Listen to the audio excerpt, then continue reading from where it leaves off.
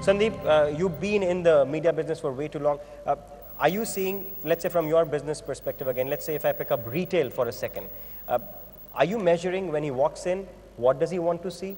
How conveniently does he want to see? The famous Kishore Biani argument that nobody walks into a shop unless and until it is crowded. Or do they want to walk into a shop which is completely empty? How are you gauging that? See, I think the first point I would like to make it is that catching the consumer, I don't think is that difficult.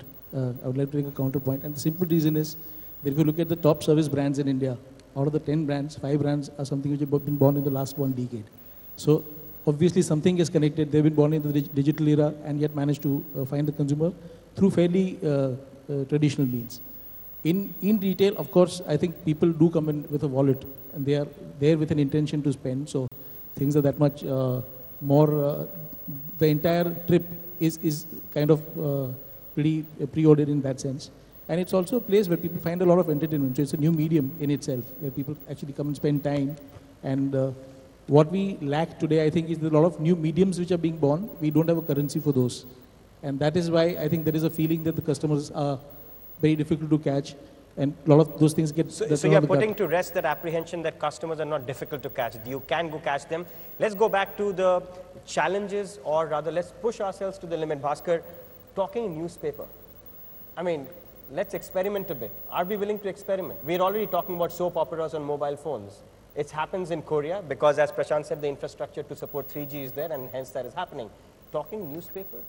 There is nothing called traditional media to my mind, if I may differ with you, because you are the... No, please do. I mean, that there is only orthodox companies and unorthodox companies.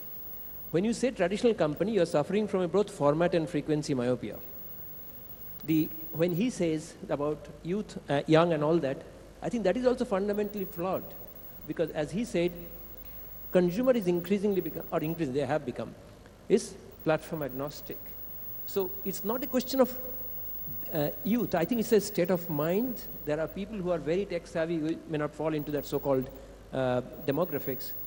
The important part to my mind is test space.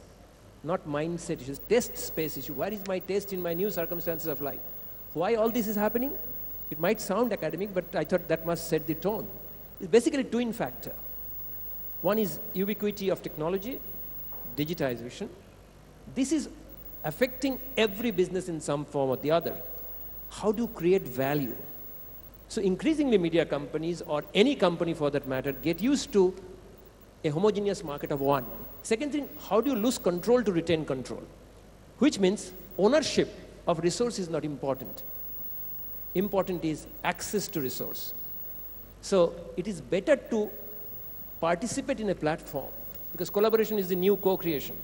If you own, instead of trying to own everything, look at from the consumer's point of view and create a solution architecture, which is most important, as opposed to Nike suddenly deciding to go for manufacturing iPod, or iPod is thinking of manufacturing Nike.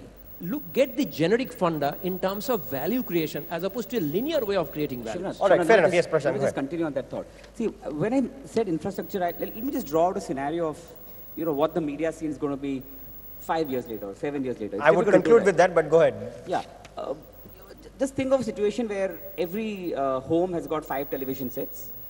Every home has got broadband either on the mobile phone or whichever device. Consumers actually want to consume what they want to consume whenever they want to consume it, right? So I'm on the train going from somewhere to somewhere and I want to read the newspaper. Today, unfortunately, newspapers are not available that way, right? But imagine a situation where if on my mobile phone I could, and now you have e-papers, but you don't have the technology again. 3G is not here yet, bandwidth is limited. But imagine if I could read the newspaper when I'm going on the train from Malad to somewhere or wherever, and I'm reading the newspaper. Right? So it's already happening. Why are you saying 5 years down the line? It's already happening. It's happened in a very small set of people. Fair enough, but that is the trend. I'm talking of when Amit's targeting his consumers, he's not targeting 100,000 consumers. He's targeting probably 20 million or 50 million target consumers. They don't have this facility available right now. So point I'm making is 5 years later, if you want to still remain in the media business, and I keep telling myself this thing, if you still want to remain in the media business, make sure that you keep an eye on this, because technology and infrastructure will change very quickly. All right, you have satellite radio, you'll have 150 channels here in 3 months, not even 3 years. Fair enough. You will only have oversupply of the medium. What about the content, Tarun, Katial? Nobody's saying, I buy Bhaskar's argument that fine, we are trying to be traditionalists, and I'm going to allow LB to counter that. But the fact of the matter is, somebody has to think when they're in that state of mind, in that state of convenience, what is it that they want to consume? What are they expecting? So if you take this conversation back to the consumer, I think he's addicted to newness, right? And he's addicted to customized novelty, right?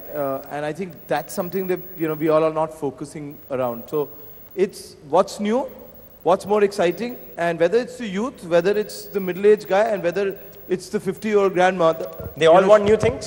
They all want new things. They all adapt to new soaps every day on television. They all adapt to new ways of technology. Your age demographics of Facebook or Twitter or Orkut are not very, very different from what they used to, what television demographics are. So as LV is saying, people are doing many things, but they are addicted to newness, and they're addicted to personalized, customized newness. All right. Is it as simple, or is it happening as fast as Bhaskar and Tarun would like us to believe? Well, the truth is it's not happening that fast because there are two different groups in the home, actually. One is a traditionalist group in the home, and there's a non-traditionalist group in the home. 80% of the time when a reality program comes on air, and that change in viewing from soap to reality program happens on that hour, it's getting triggered by the younger age segment within the home. The sampling is happening from them. Then the rest of the family gets addicted. It's not the family saying the fact that the 40, 55-year-old is not saying the fact that I want to go on to reality and watch that now. Because there's a one TV set home that we are living in. But imagine a situation where, as Prashant said, 5 TV set home. Yeah, and how would you capture it after? And Shivnath, let me just come in on that. I think we're taking it all wrong. I don't think in the future, 5 years hence, there will be an editorial department, there will be a programming department. That's scary. That's gone. It's finished. Shivnath, that's gone. So each one of the people sitting over here is a journalist over here because he's going to shoot and he's going to put it. All right. Today he can't do it. Really, the word over here is open source. No. From picking up from what Okay, Bhaskar was saying. let's have the traditionalist in our space finish his argument. Go ahead.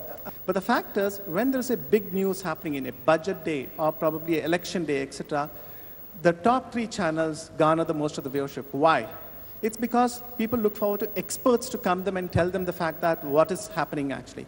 If everybody starts living on everybody's word that is happening in, the entire system will collapse at the end of the day. That's scary. Now that's scary. Hold on to your thought. That's scary that if everyone here becomes a journalist, firstly, I'll be out of a job, that's all right. But the bottom line is that we don't know who to believe. And you do not want such a seamless world, Bhaskar Das, where trying to be on the pulse, we are actually giving up very basics of content. I'm focusing on content now. Tell me, if everybody starts owning the content, whose word is going to be final? Just a minute, who has asked you to give up your role? The job you do, better do it well. That's it. Only thing we are talking about. And don't become think more you of are an expert. No, I'm not saying, don't think that you have the monopoly of all wisdom and all expertise. I'm just talking that when you are doing it, you co-create with others. There might be someone coming and commenting on your blog which can expand the perspective. Why it has to be only your perspective that matters?